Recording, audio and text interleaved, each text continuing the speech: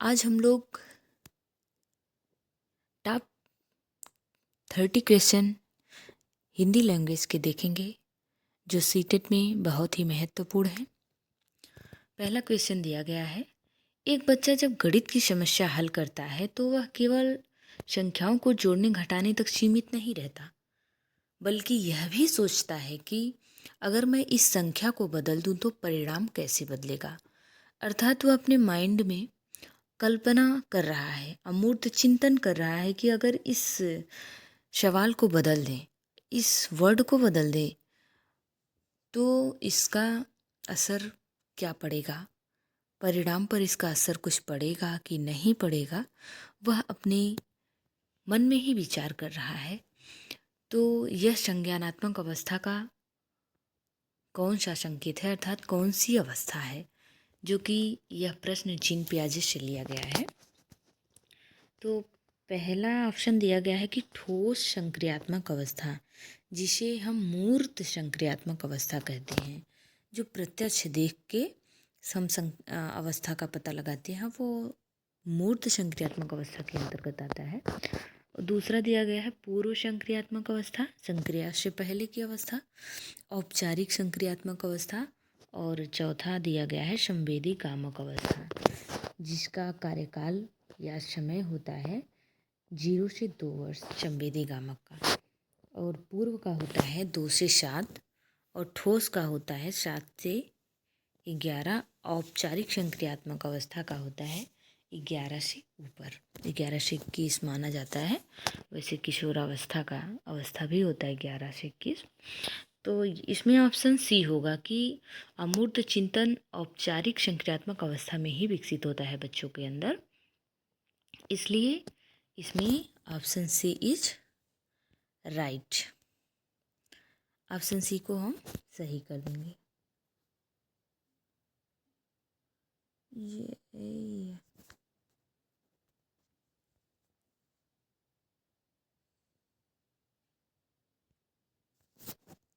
इसमें ऑप्शन सी सही हो जाएगा।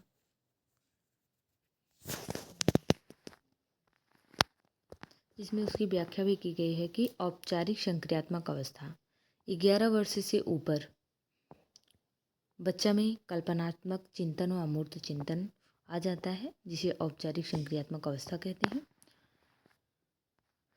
क्वेश्चन नंबर 2 है बाल विकास एवं प्रेरणा। एक शिक्षक बच्चों को पढ़ाते समय कहता है, यदि तुम यह कार्य पूरा करोगे तो तुम्हें सितारा मिलेगा। यह किस प्रकार की प्रेरणा है, जिसे बच्चों को प्रोत्साहित किया जा रहा है कि अगर यह कार्य करोगे, जिसे पहले बच्चों को हम लोग आज भी हैं, बच्चों को प्रोत्साहित करते हैं कि अगर ये काम करोगे तो मैं तुमको चॉकलेट दूंगा, ये काम करोगे तो ये बाजार लेवा चलूँगा, मेला दिखाऊंगा। कोई भी ऐसे शिक्षक भी कह रहा है कि अगर तुम लोग यह कार्य पूरा करोगे तो मैं तुम्हें सितारा दूंगा। तो यह किस प्रकार की प्रेरणा है? पहला आंतरिक प्रेरणा, दूसरा बाह्य प्रेरणा, तीसरा आत्म प्रेरणा, और चौथा है रचनात्मक प्रेरणा। तो इसमें अगर बाह्य रूप से प्रोत्साहित किया जा रहा है, बच्चों के अंदर मोटिवेट किया जा रहा है कि ये कार्य करोगे तो मैं ऐसा करूँगा, तो यह एक प्रकार से बाह्य प्रेरणा होगी। कि बाहरी प्रेरणा, बच्चे इस चीज़ को देखकर उस कार्य को करने जाएंगे कि मैं ये करूँगा तो मुझे यह चीज़ मिलेगी। एक प्रकार से यह बाह्य प्रेरणा के अंतर्गत आएगी। अब अगला देख लेते हैं क्वेश्चन नंबर 3। इसमें इसकी व्याख्या भी है कि सितारा या पुरस्कार बाहरी कारक होते हैं। आंतरिक प्रेरणा में बच्चा स्वयं सीखने की इच्छा से प्रेरित होता है। तीसरा है भाषा शिक्षण, द्वितीय भाषा अधिगम। एक बच्चा घर पर हिंदी बोलता है लेकिन विद्यालय में अंग्रेजी सीख रहा है। शिक्षक उसे हिंदी के शब्दों से अंग्रेजी के शब्द जोड़कर सिखाता है। यह किस सिद्धांत का अनुप्रयोग है? तो आप लोग एक चीज़ सुने होंगे, अधिगम का स्थानांतरण। स्थानांतरण का मतलब यह होता है कि जो चीज़ें हम पहली कक्षा में सीख चुके हैं, या फिर कक्षा की बात ही ना, जैसे साइकिल चलाना, मोटरसाइकिल चलाना, कार चलाना आदि चीज़ें जो हम पहले से सीखे हैं, अगर दूसरी चीज़ सीखने में वो सहायक हो रही है, जैसे अगर पहले से साइकिल चलाए हैं तो अगर मोटरसाइकिल चलाएंगे तो वह उसमें सहायक होगी। तो वही इसमें भी कह रहा है कि लेकिन विद्यालय में अंग्रेजी सीख रहा है, पहले हिंदी सीखा है और अंग्रेजी सीख रहा है, तो वह उसमें सहायक हो रही है, तो वह ट्रांसफ़र ऑफ लर्निंग, इसमें अधिगम का स्थानांतरण होगा। इसका पहला ऑप्शन सही है, क्योंकि रटने की पद्धति पे बल ये निगेटिव वर्ड है, व्याकरणवाद पद्धति ये नहीं होगा, प्रत्यक्ष पद्धति ये भी नहीं होगा, इसमें ट्रांसफ़र ऑफ लर्निंग होगा। इसमें दिया भी गया है जो मैंने बताया है। अब क्वेश्चन नंबर 4 ये देखते हैं कि भाषा शिक्षण एवं पठन कौशल। शिक्षक बच्चों को कहानी पढ़ने देता है और फिर उनसे पूछता है इस कहानी का मुख्य विचार क्या है, यह किस प्रकार का पठन है। पहले शिक्षक क्लास में आता है, वह बच्चों को कहेगा कि इस पाठ की जो कहानी दी गई है इसको पढ़ लो, उसके बाद उसके अंतर्गत उससे संबंधित जो प्रश्न दिए गए हैं उसके विचार दिए गए हैं, जो कहानी का मुख्य विचार क्या है अर्थात कहानी का आशय क्या है, आप लोग ये बताओ। तो वह किस प्रकार का पठन होगा पूछा गया है क्वेश्चन में। तो पहला है गहन पठन, दूसरा है सरसरी पठन, तीसरा विशिष्ट पठन, चौथा है मौन पठन। तो इसमें जाहिर सी बात है, बच्चा अगर कोई कहानी पढ़ेगा तो वह गहन अध्ययन करेगा, तभी वह जान पाएगा कि इसका आशय क्या है, अर्थात ये कहानी कहना क्या चाहती है, किस चीज़ के बारे में यह लिखी गई है। तो इसका ऑप्शन होगा गहन पठन। और सरसरी पठन का मतलब होता है हम सरसरी निगाह से आमतौर पर वैसे ही पढ़ें जिसका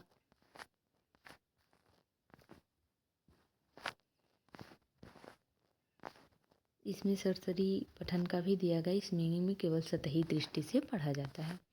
पांचवा है कि भाषा शिक्षण लेखन कौशल। शिक्षक बच्चों को कहता है आज तुम अपने गांव का वर्णनात्मक अनुच्छेद लिखो।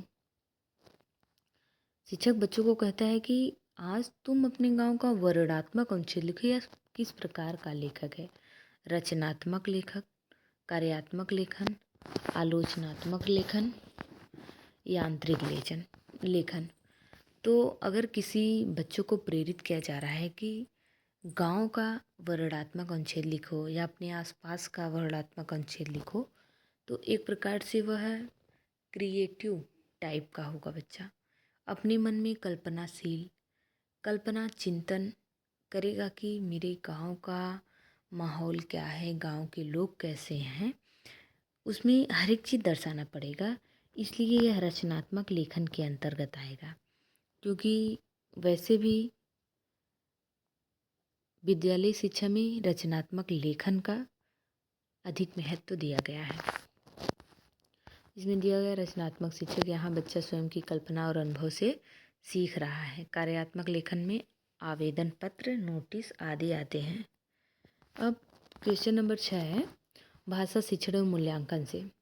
एक शिक्षक बच्चों को मौखिक रूप से प्रश्न पूछता है और तुरंत प्रतिक्रिया देता है, यह किस प्रकार का मूल्यांकन है।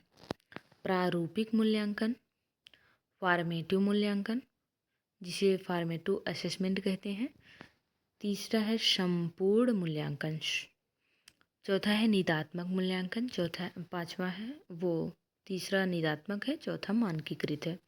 तो इसमें पूछा क्या गया कि एक शिक्षक बच्चों को मौखिक रूप से प्रश्न पूछता है और तुरंत प्रतिक्रिया देता है, यह किस प्रकार का मूल्यांकन है।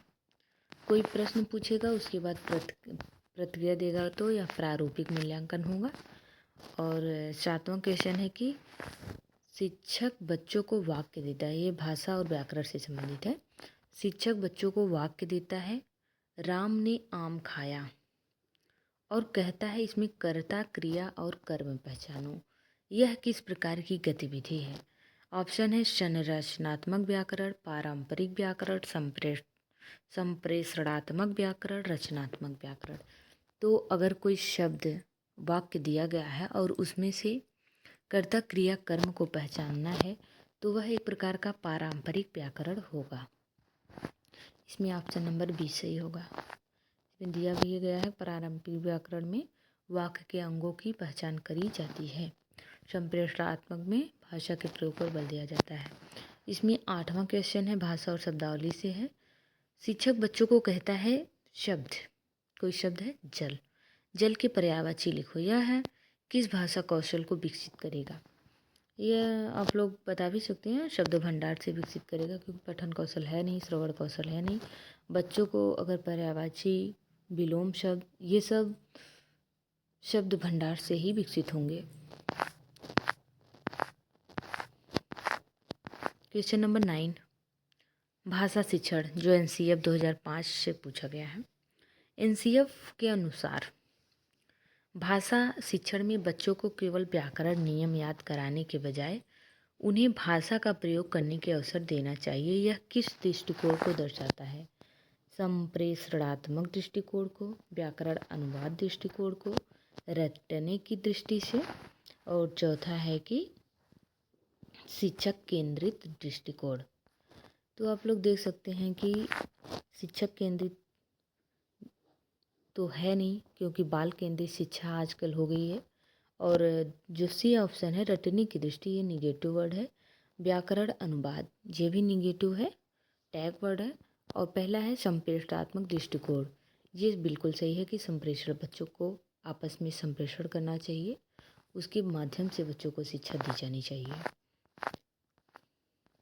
क्वेश्चन नंबर 10 है, भाषा शिक्षण और बाल भाषा से।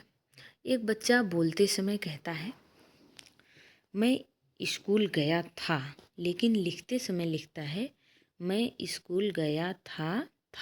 2 बार लिखा। पहले बोलता है मैं स्कूल गया था, लेकिन लिखते समय वो जब कॉपी पे हैंड राइटिंग लिख रहा है तो वह लिखा मैं स्कूल गया था। यह किस प्रकार की त्रुटि है। अति सामान्यीकरण, रटने की त्रुटि, व्याकरण अनुवाद की त्रुटि, स्मृति की त्रुटि। तो इसमें होगा कि मैं स्कूल गया था, अति सामान्यीकरण, रटने की। इसमें स्मृति त्रुटि तो नहीं होगा, व्याकरण त्रुटि भी नहीं होगा, रटने पे भी ये रट के थोड़ी ना बता रहा है। ये अति सामान्यकरण है कि अति सामान्य है कि 2 बार लिख दिया गया है, इसलिए ऑप्शन नंबर ए सही होगा। बच्चा नियम को अत्यधिक लागू कर देता है। भाषा अधिगम में यह सामान्य त्रुटि मानी जाती है। भाषा अधिगम या त्रुटि विश्लेषण। एक बच्चा लिखते समय बार बार मैं स्कूल जाता हूँ और मैं स्कूल जाता है, मैं स्कूल जाता है लिखता है। यह किस प्रकार की त्रुटि है। व्याकरणिक त्रुटि है, ध्वन्यात्मक त्रुटि है, वर्तमान त्रुटि है, अर्थगत त्रुटि है। इसमें पहला ऑप्शन होगा कि व्याकरणिक त्रुटि है। क्वेश्चन नंबर 12 है कि भाषा शिक्षण एवं पठन। शिक्षक बच्चों को अखबार की सुर्खियां पढ़ने देता है और कहता है केवल मुख्य समाचार पहचानो। यह किस प्रकार का पठन है। सरसरी पठन, गहन पठन, विशिष्ट पठन, मौन पठन। इसमें मीनिंग होगा, पहला होगा सरसरी पठन। भाषा शिक्षण एवं लेखन। शिक्षक बच्चों को कहता है विद्यालय में स्वच्छता पर एक नोटिस लिखो। यह किस प्रकार का लेखन है। स्वच्छता पर नोटिस अगर लिखना है तो यह कार्यात्मक लेखन होगा। नंबर 14 नंबर, शिक्षक बच्चों को एक कहानी सुनाता है और फिर उनसे पूछता है कहानी का अंत क्या था। कोई कहानी सुनाया, उसके बाद पूछ रहा है कि उस कहानी का अंत क्या होगा। तो बच्चे भाषा और श्रवण कौशल से संबंधित है, तो यह किस कौशल का विकास करेगा। श्रवण कौशल, पठन। तो सबसे पहले तो यह श्रवण कौशल का विकास करेगा। बच्चा सुनेगा, उसके बाद सुनकर ही अंतिम कहानी के अंतिम स्टेज को बताएगा, इसलिए यह श्रवण कौशल में आएगा। भाषा शिक्षण और बोलने से संबंधित है प्रश्न। शिक्षक बच्चों को कहता है आज तुम सब अपने पसंदीदा त्योहार पर 2 मिनट बोलोगे। यह किस प्रकार की गतिविधि है। पहला है मौखिक अभिव्यक्ति, दूसरा है मौन पठन, तीसरा व्याकरण अभ्यास, चौथा है शब्दावली। इसमें ऑप्शन तो बहुत अच्छे दिए गए हैं कि इसमें से कि आज तुम सब अपने पसंदीदा त्योहार पे 2 मिनट बोलोगे। जैसे असेंबली में सभी बच्चे उपस्थित हैं या फिर कक्षा में ही सभी बच्चे उपस्थित हैं, तो शिक्षक के मूड में एक विचार आया कि आज बच्चों से क्यों ना उनके पसंदीदा त्योहार के बारे में 2 शब्द बुलवाया जाए। देखते हैं कौन बच्चा कैसा बोलता है। तो उसमें पहला है कि मौखिक अभिव्यक्ति विकसित करेगा, या मौन पठन को की गतिविधि को बताएगा, या व्याकरण अभ्यास की शब्दावली विस्तार को। इसमें अगर बच्चा अभिव्यक्ति द्वारा बताएगा तो मौखिक अभिव्यक्ति द्वारा ही भाषण देगा। तो इसमें पहला ऑप्शन हो जाएगा कि मौखिक अभिव्यक्ति। Question number 16। एक बच्चा, ये भाषा शिक्षण और द्विभाषिकता से आधारित क्वेश्चन है। एक बच्चा घर पर उर्दू बोलता है और विद्यालय में हिंदी सीख रहा है। शिक्षक उसे दोनों भाषाओं के समान शब्दों की सूची बना देता है।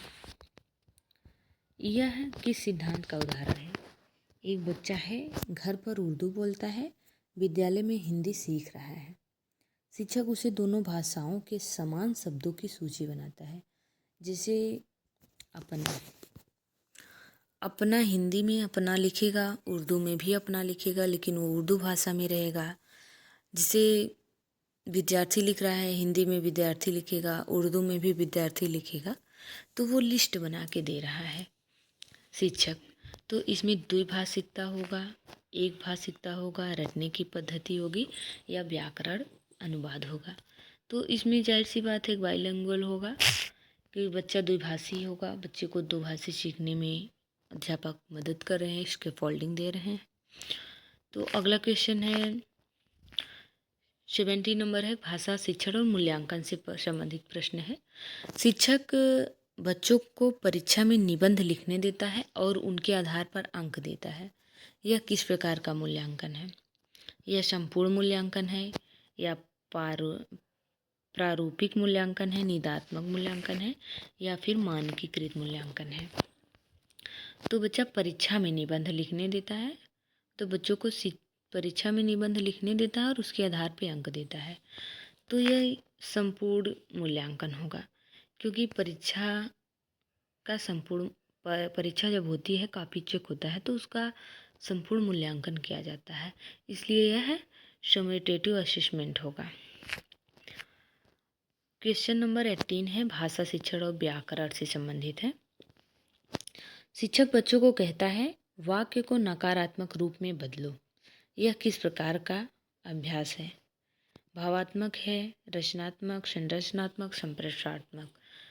शिक्षक बच्चों को कहता है वाक्य को नकारात्मक रूप में बदलो, तो यह होगा संरचनात्मक वाक्य, कि बच्चा अपने दिमाग उसमें लगाएगा कि इस वाक्य को कैसे निगेटिव बनाया जाए।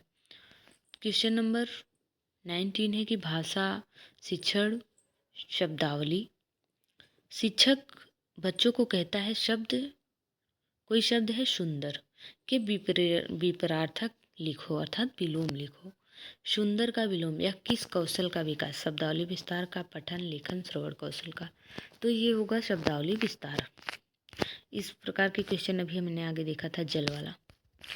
और इसमें होगा 20 नंबर का होगा भाषा शिक्षण बाल भाषा से संबंधित क्वेश्चन है। एक बच्चा बोलते समय कहता है, मैंने खाना खाया, लेकिन लिखते समय लिखता है, मैंने खाना खाया खाया। इस प्रकार का क्वेश्चन अभी ऊपर देख चुके हैं, तो इसमें जाहिर सी बात है अतिसामान्यीकरण त्रुटि होगी। क्वेश्चन नंबर 21 है, भाषा शिक्षण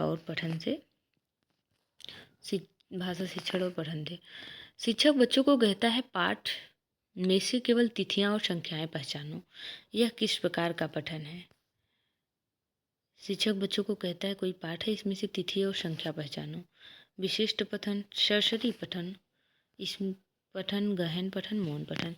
तो इसमें विशिष्ट पठन होगा कि कौन कौन सी संख्याएं दी गई हैं, पाठ में से केवल तिथि और संख्या पहचानना है, तो विशिष्ट पठन के अंतर्गत आएगा।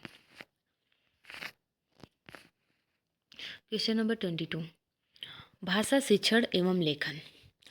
शिक्षक बच्चों को कहता है, अपने मित्र को पत्र लिखो। यह किस प्रकार का लेखन? कार्यात्मक लेखन है, रचनात्मक है, आलोचनात्मक है, कि भावात्मक है? इसमें कार्यात्मक लेखन। अगर किसी को पत्र लिखना है तो कार्यात्मक लेखन के अंतर्गत आएगा। नंबर 23 है, भाषा शिक्षण एवं श्रवण। शिक्षक बच्चों को कविता सुनाता है और कहता है, कविता में प्रयुक्त अलंकार पहचानो। यह किस कौशल का विकास करता है? यह श्रवण प्लस आलोचनात्मक चिंतन, पठन कौशल, लेखन कौशल का व्यक्ति पहले कविता सुनाएगा और उसके बाद कविता में प्रयुक्त अलंकार पहचानना है। तो ये होगा ऑप्शन नंबर इस, श्रवण प्लस आलोचनात्मक चिंतन। बच्चा सुनेगा, उसके बाद चिंतन करेगा कि क्वेश्चन में, इस कहानी में अलंकार कौन सा है, इसलिए ऑप्शन नंबर ए सही होगा। शिक्षक भाषा शिक्षण और बोलने से संबंधित प्रश्न है। शिक्षक बच्चों को कहता है, आज तुम सब एक वाद विवाद प्रतियोगिता में भाग लोगे। वाद विवाद प्रतियोगिता में भाग लोगे। तो यह किस प्रकार की गतिविधि है? इसमें ऑप्शन दिया गया है।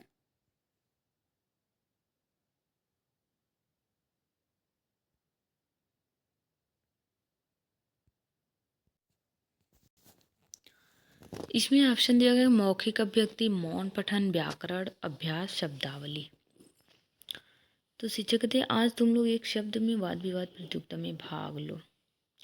यह किस प्रकार की गतिविधि है? तो इसमें मौखिक अभिव्यक्ति होगी। क्वेश्चन नंबर 25, भाषा शिक्षण द्विभाषा से संबंधित प्रश्न है। एक बच्चा हिंदी सीखते समय अंग्रेजी के शब्दों का प्रयोग करता है। यह किस प्रकार की प्रक्रिया का उदाहरण है? तो कोड स्विचिंग का है। क्वेश्चन नंबर 26, भाषा शिक्षण एवं मूल्यांकन। शिक्षक बच्चों को कहता है, आज हम तुम्हारे लेखन की त्रुटि पहचानेंगे और सुधारेंगे। यह किस प्रकार का मूल्यांकन है? पहला निदानात्मक मूल्यांकन, दूसरा प्रारूपिक मूल्यांकन, चौथा संपूर्ण, पांचवा मानकीकृत। तो पहला होगा निदानात्मक मूल्यांकन, इसमें आंसर हो जाएगा। नंबर 25, भाषा शिक्षण एवं व्याकरण से संबंधित प्रश्न है। शिक्षक बच्चों को कहता है, वाक्य को प्रश्नवाचक रूप में बदलो। उदाहरण, राम स्कूल जाता है। क्या राम स्कूल जाता है? यह किस प्रकार का अभ्यास है? संरचनात्मक, संप्रेषणात्मक, रचनात्मक अभ्यास कि भावात्मक अभ्यास? इसमें रचनात्मक होगा या संरचनात्मक होगा?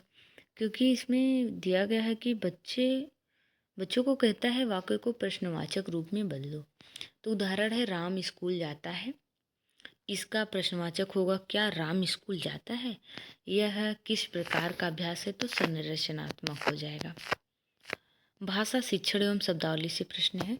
शिक्षक बच्चों को कहता है, कोई शब्द है गति के विभिन्न प्रयोग बताओ, जिससे तेज गति, जीवन की गति करना, यह किस कौशल का विकास है? ये भी होगा शब्दावली विस्तार। ऐसे कई क्वेश्चन आ चुके हैं। अगला क्वेश्चन है 29, भाषा शिक्षण एवं बाल भाषा से संबंधित है। एक बच्चा बोलते समय कहता है, मैंने किताब पढ़ा। यह किस प्रकार की त्रुटि है? मैंने किताब पढ़ा। व्याकरण त्रुटि, लिंग वचन असंगति की, वर्तनी त्रुटि है, ध्वन्यात्मक त्रुटि है, या अर्थगत त्रुटि है, या व्याकरण त्रुटि होगी? इसका ऑप्शन नंबर ए सही होगा। क्या यहाँ क्रिया का लिंग गलत प्रयोग हुआ है? सही रूप से पढ़ी होनी चाहिए। क्वेश्चन नंबर 30 है, जो कि लास्ट क्वेश्चन है। भाषा शिक्षण एनसीएफ 2023 दृष्टिकोण। तो एनसीएफ 2023 के अनुसार भाषा शिक्षण में बच्चों को केवल पाठ्य पुस्तक तक सीमित न रखकर उन्हें वास्तविक जीवन की परिस्थितियों में भाषा प्रयोग करने के अवसर देने चाहिए। यह किस दृष्टिकोण को दर्शाता है? संप्रेषणात्मक को, व्याकरण अनुवाद विधि को, या रटने की दृष्टि को, या शिक्षक केंद्रित? तो इसमें अगर बच्चे को सीखने के लिए अवसर देने चाहिए तो ये पहला ऑप्शन हो जाएगा, संप्रेषणात्मक दृष्टिकोण। बच्चों को संप्रेषण के माध्यम से सीखना चाहिए, न कि अनुवाद और व्याकरणिक अनुवाद विधि से। ये टैग वर्ड है। रटने रोट लर्निंग कभी नहीं सीखने देना चाहिए, ये भी टैग वर्ड है। शिक्षक केंद्रित शिक्षा नहीं रही, बाल केंद्रित शिक्षा हो गई है। बालक को भगवान का रूप माना गया है शिक्षा में, इसलिए आज की हमारी शिक्षा बाल केंद्रित शिक्षा हो गई है। ये रहे हमारे 30 क्वेश्चन हिंदी के, जो आप लोगों को अच्छे से समझ में भी आ गए होंगे। ऐसे ही क्वेश्चन हिंदी में पूछे जाते हैं।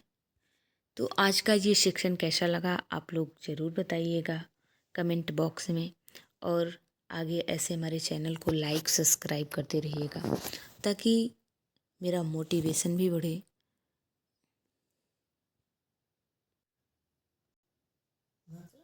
आप लोगों को बहुत बहुत धन्यवाद दोस्तों। ऐसे भी और से वीडियो की जानकारी लेने के लिए और क्लास के लिए आप लोग कमेंट बॉक्स में ज़रूर बताइएगा। ये क्लास कैसी लगी आप लोग कमेंट कीजिएगा और मेरे चैनल को सब्सक्राइब कीजिएगा।